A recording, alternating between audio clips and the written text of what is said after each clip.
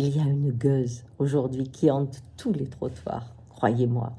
Elle prend toute la place, elle rentre dans tous les foyers. Elle est puissante et grande comme jamais, je vous assure.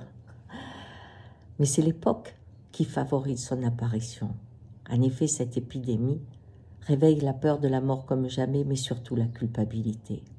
Autour de moi, je me rends compte combien de gens me disent « Tu sais, j'ai laissé mes parents en EHPAD, j'aurais pas dû, j'aurais dû les prendre avec moi. Dès que le deuxième confinement est arrivé, c'était pas possible. » Ou alors j'entends « J'aurais dû faire ses courses, parce que je suis sûre que c'est quand elle est allée faire ses courses qu'elle l'a attrapée. C'est pour ça qu'elle a été malade. » J'entends que ça. Des gens qui auraient pu, qui auraient dû, qui auraient su. Et qui pensent ainsi avoir la responsabilité de celui qui est parti. On meurt quand on a fini son temps et la mort passe par qui elle veut pour vous atteindre. Mais à quoi ça sert d'avoir autant de culpabilité, de se dire j'aurais dû et la personne serait sauvée? Eh bien, cela permet de croire que demain, j'ai les yeux qu'il faut, j'ai les connaissances qu'il faut pour que la mort qui est devenue un accident, eh bien, je la répare, qu'elle ne vienne pas, que ce soit moi qui sauve celui que j'aime. Pour se croire puissant, il faut croire que la mort est un accident. Et c'est pour ça que la culpabilité va de pair. Parce que la culpabilité vous fait souffrir, bien sûr, mais permet au futur d'être plus tranquille puisque vous croyez que vous pourrez éviter la mort de ceux qui sont aimés.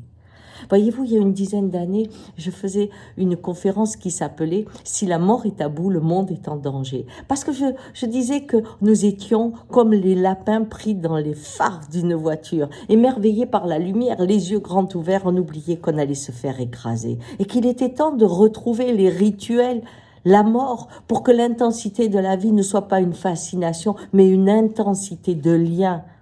Pas cette stupéfaction face à des écrans qui prenaient de la place le plus souvent.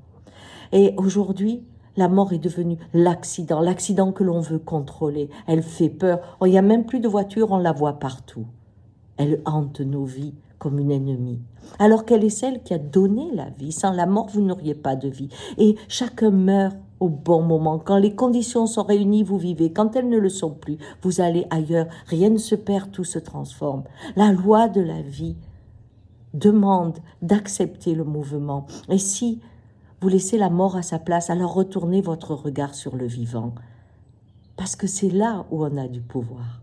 Pas dans la culpabilité, mais dans la générosité de ce qui est éphémère et que vous pouvez nourrir et aimer.